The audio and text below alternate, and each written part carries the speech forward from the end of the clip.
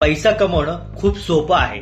जर तुम्ही ह्या घडीला म्हणजे सध्या जी परिस्थिती चालली या परिस्थितीला घेऊन जर तुम्ही चाललात तर तुम्ही सुद्धा घरी बसून कमीत कमी 30,000 ते 50,000 रुपये कमवू शकतात.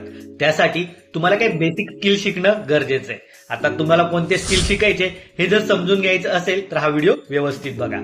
सिंपल म्हणजे जर तुम्हाला तुमचा घरी बसून एक नवीन व्यवसाय चालू करून त्यातनं पैसा कमवायचा असेल, तेही कोणतीही इन्व्हेस्टमेंट न करता, तर तुम्ही काय करू शकतात? सिंपल आहे, व्हिडिओ एडिटिंग किंवा ग्राफिक डिझायनिंग शिकू शकतात.